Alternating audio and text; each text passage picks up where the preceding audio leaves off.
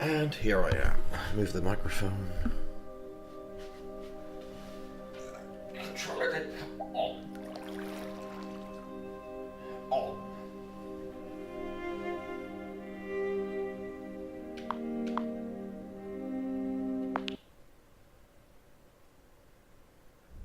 Session 2.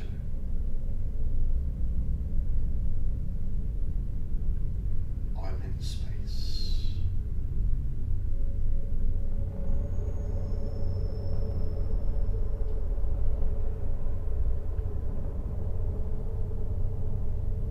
Probably need to. I can ascend even further from here.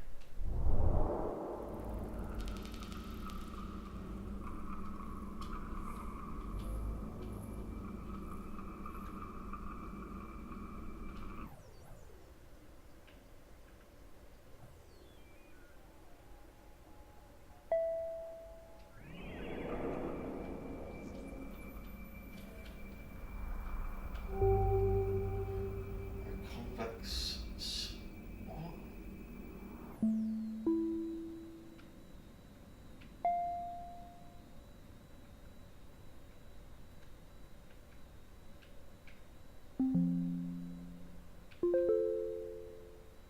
You can ascend further.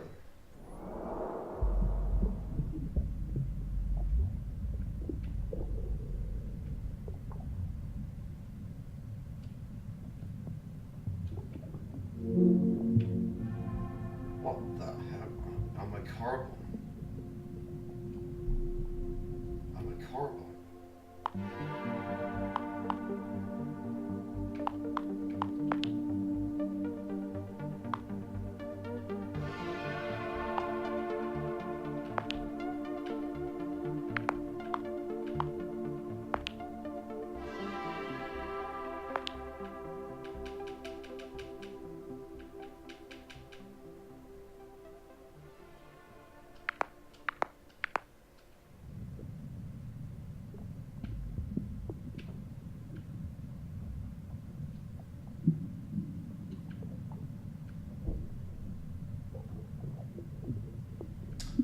This is everything.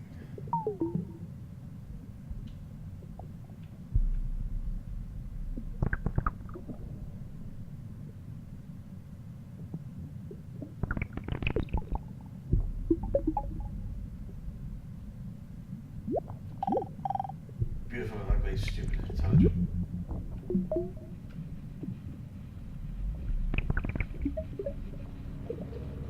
So you can float around.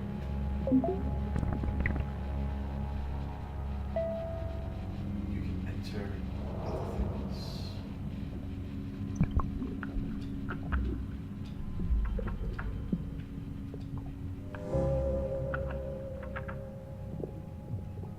I'm in the fungus category.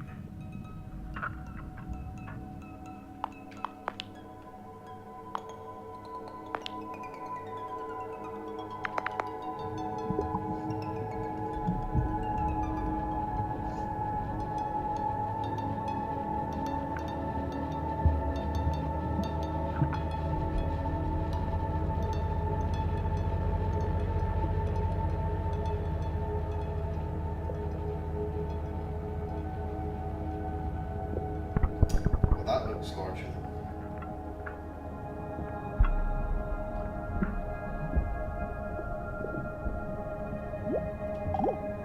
fight me. What?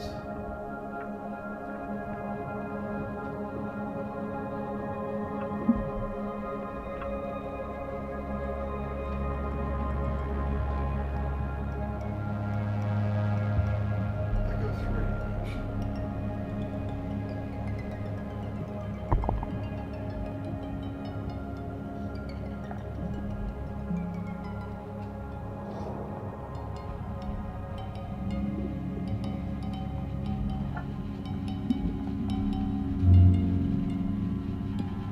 Soil mines.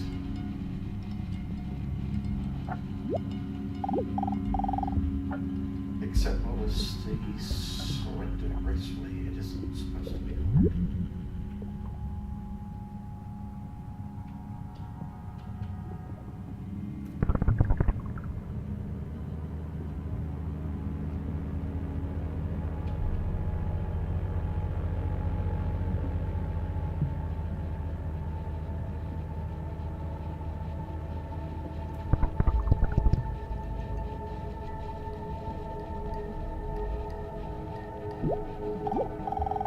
What are stars? I heard they're beautiful, but I can't see them.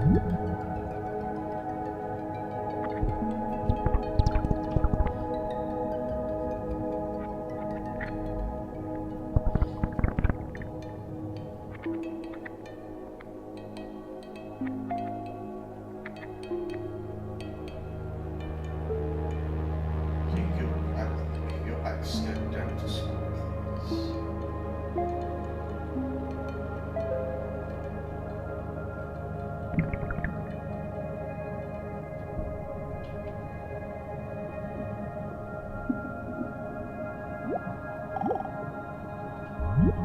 What I would call a kind of a basic problem we've got to go through first is to understand that there are no such things as things. That is to say, separate things. That is only a way of talking. If you can understand this, you're going to have no further problems. I once asked a group of high school children, what do you mean by a thing? And first of all, they gave me all sorts of synonyms. They said it's an object, which is simply another word for a thing. It doesn't tell you anything about what you mean by a thing. Finally, a very smart girl who was in the group said a thing is a noun. And she was quite right. A noun isn't a part of nature, it's a part of speech. There are no nouns in the physical world. There are no separate things in the physical world either. See, the physical world is wiggly. The clouds, mountains, trees, people are all wiggly. And only when human beings get working at things, they build buildings in straight lines and try and make out that the world isn't really wiggly. But here are we sitting in this room all built on straight lines, but each one of us is as wiggly as all get out.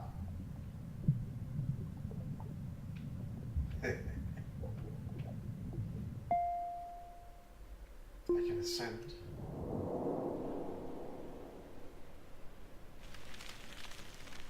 Am I rock? Am I dirt chunk?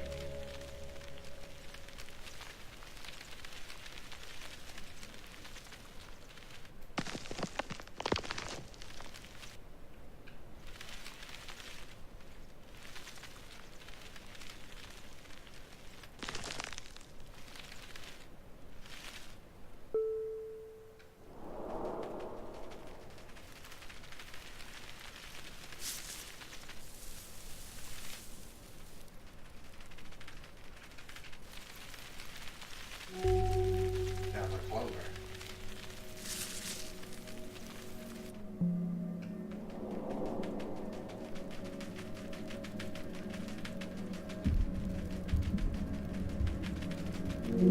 Centipede.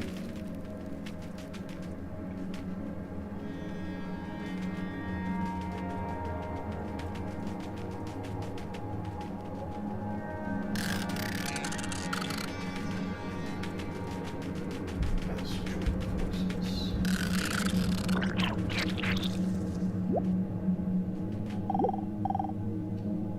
There is nothing useless here, not even uselessness itself. Except for me. I feel a bit useless most of the time, but everything else is different.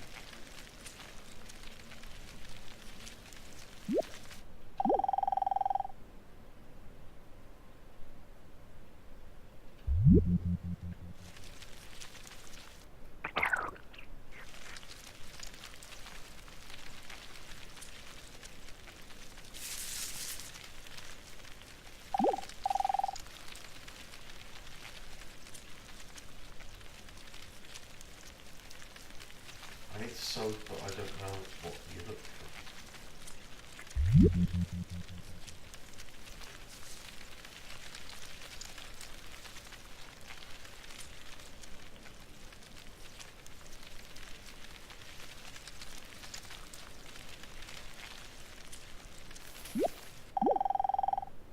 This is the first time I have gotten to really see what the day looks like.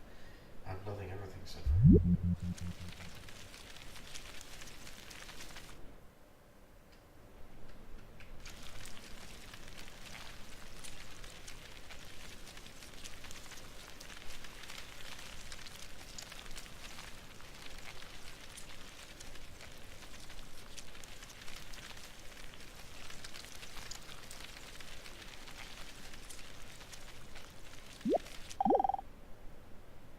Getting hold of the wiggly world. Now then, when you want to get control of something that wiggles, it's pretty difficult, isn't it? You try and pick up a fish in your hands, and the fish is wiggly and it slips out. What do you do to get hold of the fish? You use a net. And so the net is the basic thing we have for getting hold of the wiggly world. A net is something regular. And I can number the holes in a net. So many holes up, so many holes across. And if I can number these holes, I can count exactly where each wiggle is in terms of a hole in that net. But in order to do that, I've got to break up the wiggle into bits. And I've got to call this a specific bit, and this the next bit of the wiggle, and this the next bit, and this the next bit of the wiggle. And so these bits are things which I mark out in order to talk about the wiggle, in order to measure it, and therefore in order to control it. But in nature, in fact, in the physical world, the wiggle isn't bitted. So the world doesn't come thing. You and I are all as much continuous with the physical universe as a wave is continuous with the ocean. The ocean waves, and the universe peoples. And as the wave, I wave at you and say, you! The world is waving at me with you and saying, hi, I'm here. But the way we feel and sense our existence, being based on a myth that we are made, that we are parts, that we are things, our consciousness has been influenced so that each one of us does not feel that. We feel we have been hypnotized, literally hypnotized, by social convention into feeling and sensing that we exist only inside our skins, that we are not the original bang, but just something out on the end of it. And therefore we are scared stiff. Because my wave is going to disappear, and I'm going to die, and that would be awful.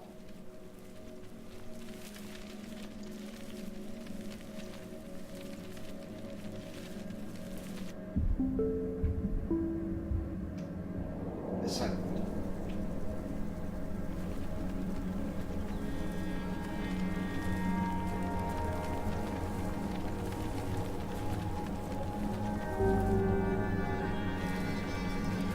grass and corn.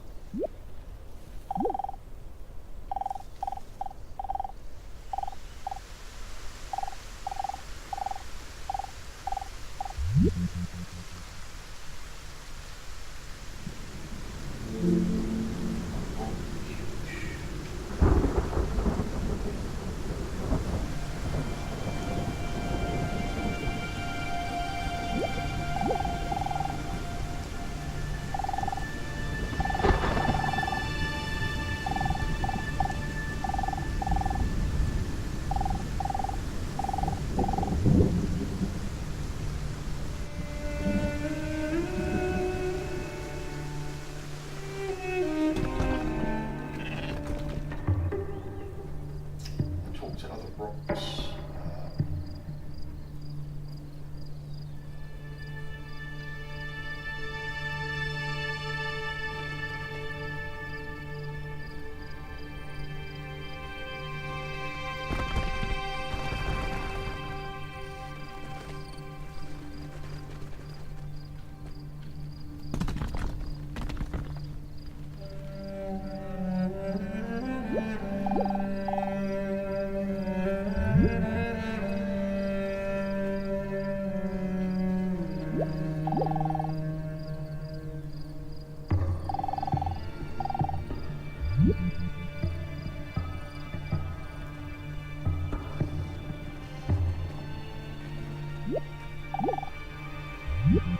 You are a fluke. You are a separate event.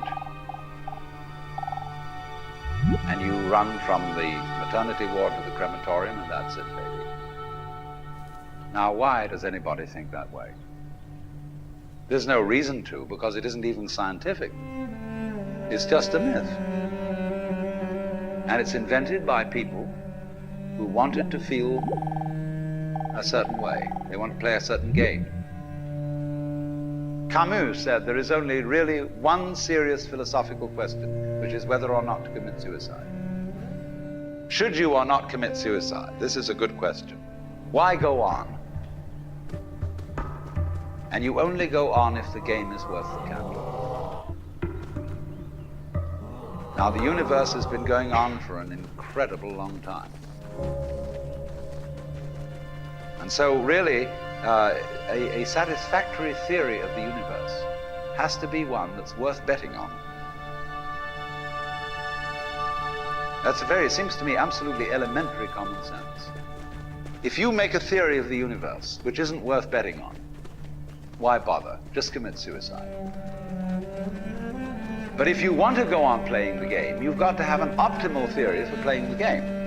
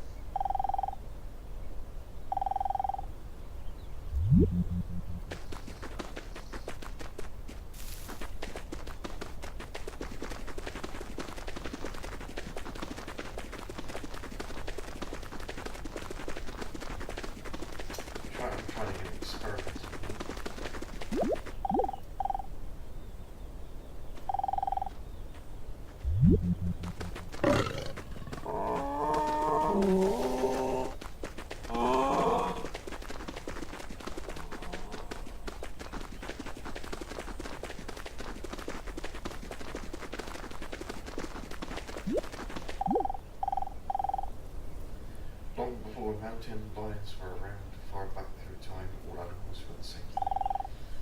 Something that spread into every animal everywhere. Something all animals still share here and there.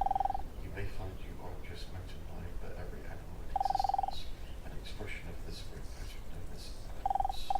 Everything secretly knows this. How do you know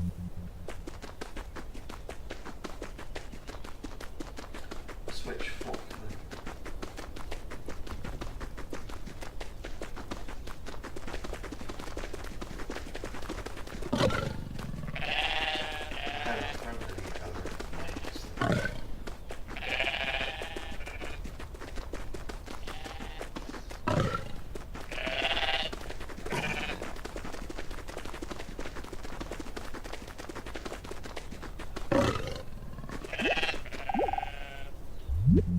if there is any such thing at all as intelligence and love and beauty, well, you found it in other people. In other words, it exists in us as human beings. And as I said, if it is there in us, it is symptomatic of the scheme of things. We are as symptomatic of the scheme of things as the apples are symptomatic of the apple tree or the rose of the rose bush.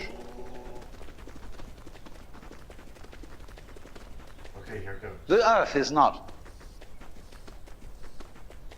a big rock infested with living organisms, any more than your skeleton is bones infested with cells.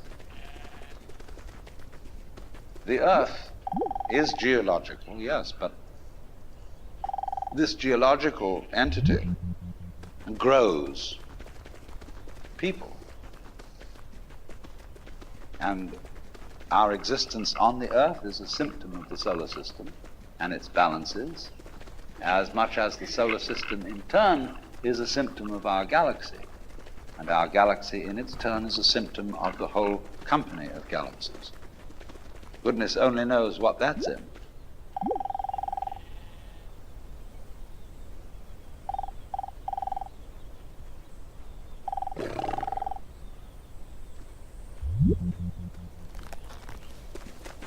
The experiment is outside what hole this thing, whatever this is over here.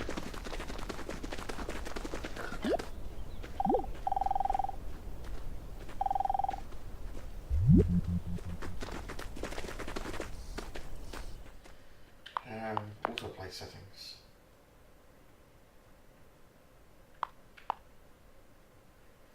Autoplay can travel between scale levels of ascend and descend.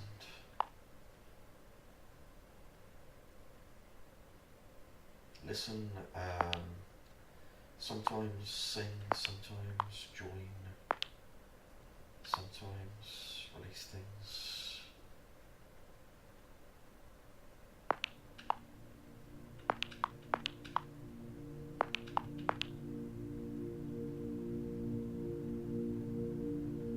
Okay, so the experiment is let it run into autoplay.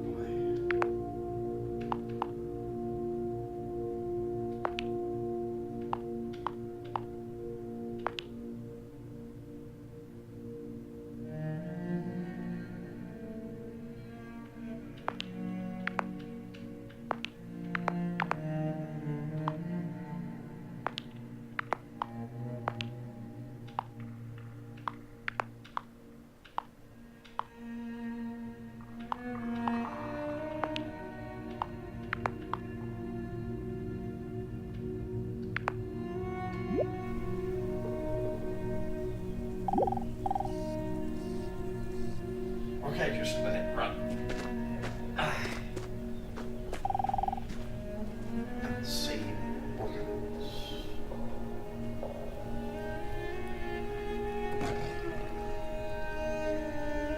I have an upside down line at the moment.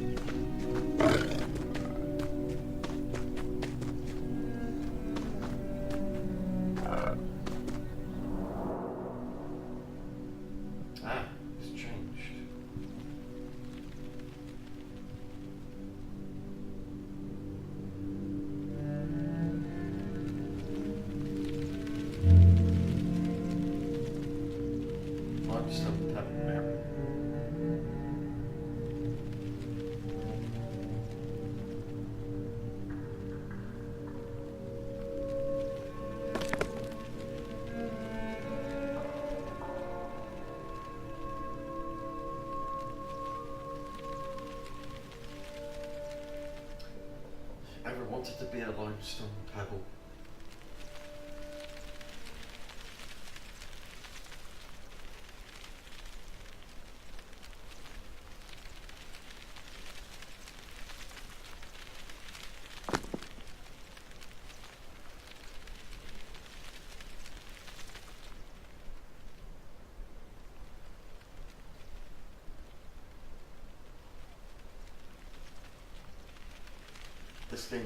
This game may work quite well, like as a live stream.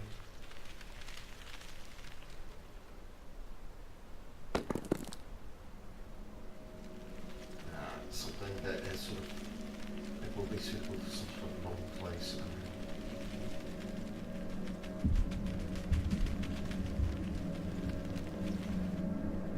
This is we're not to explore.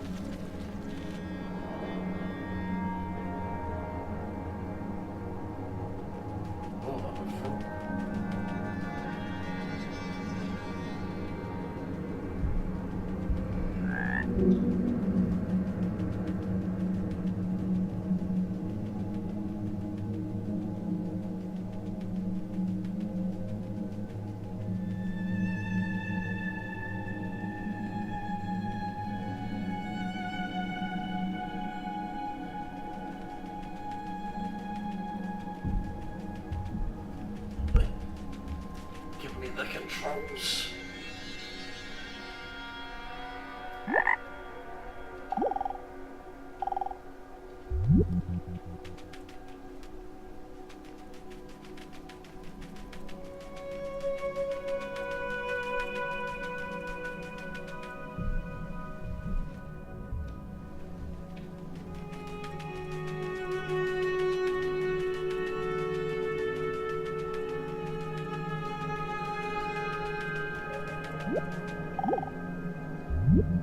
When, as a scientist, you describe the behavior of a living organism,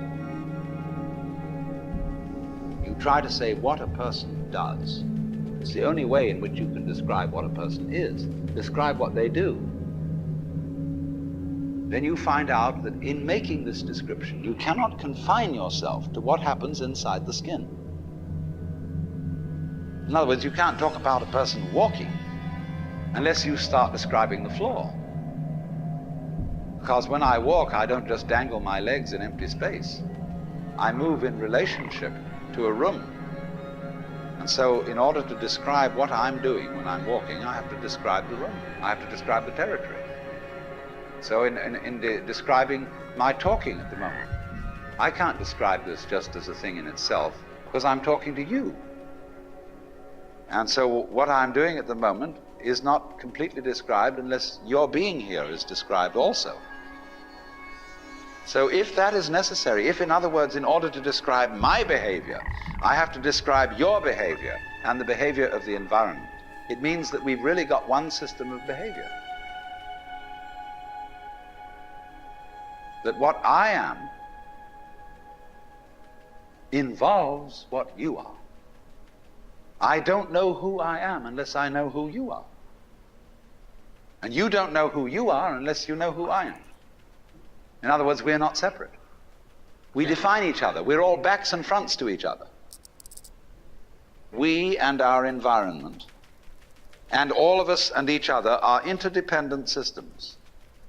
We know who we are in terms of other people. We all lock together. And this is, again and again, the serious scientific description of how things happen. And any good scientist knows that what you call the external world is as much you as your own body. Spruce beetle. The guy you hear from time to time is, of course, ants. You can find a lot of his audio online. You can listen to hours and hours of it. He died a long time ago, but a lot of his audio is preserved. and is well worth having a listen to sometime.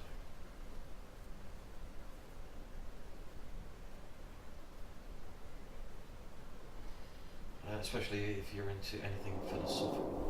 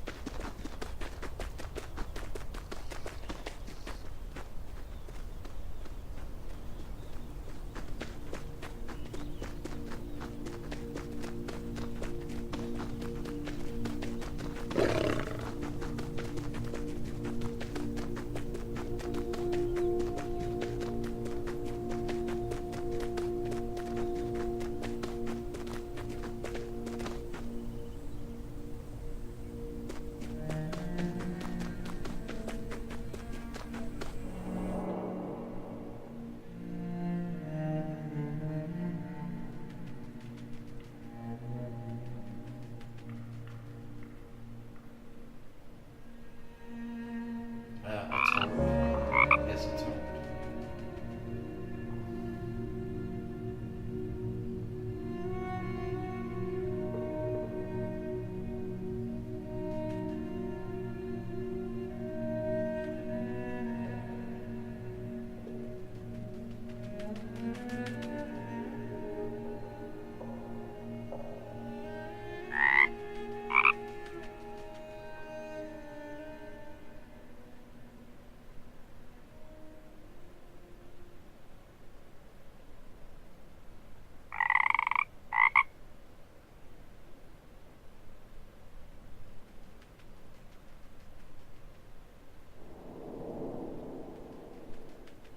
What is that? A coin?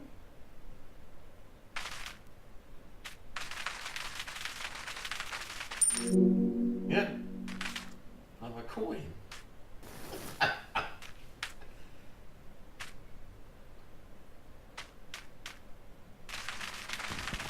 What the?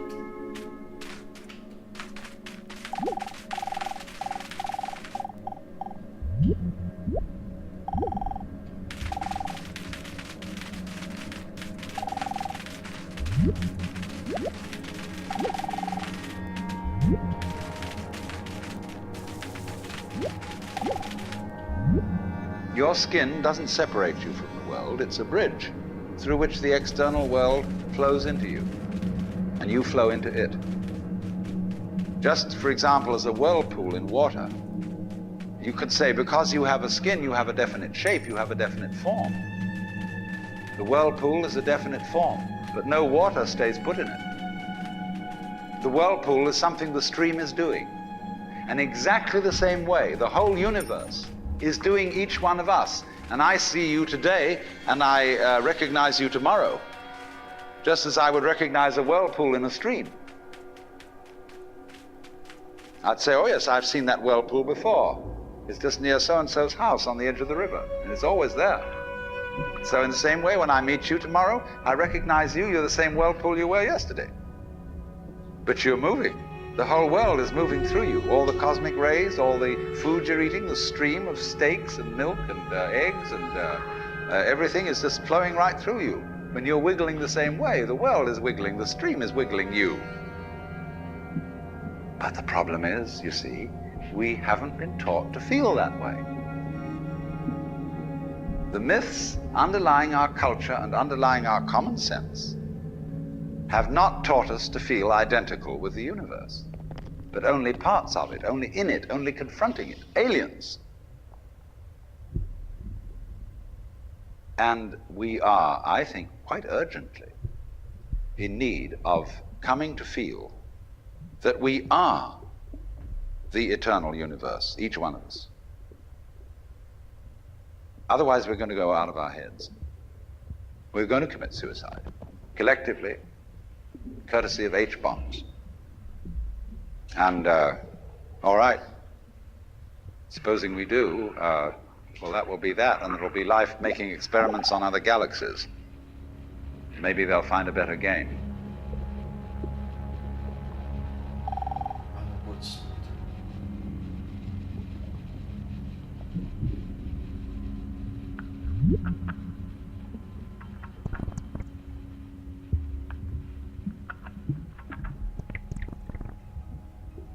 Yeah, I forgot. If humans wipe each other out, well, maybe it's the ants and colonies.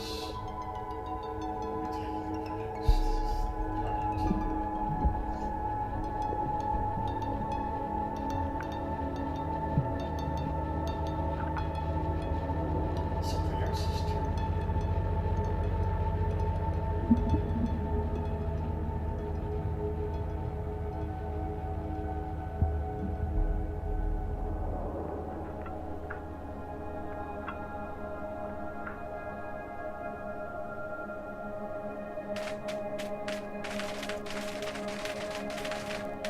I'm back to being a colony. But I'll wrap it up here for this session. I think I'll do a live stream of this sometimes shortly. Thanks for watching. See you next time.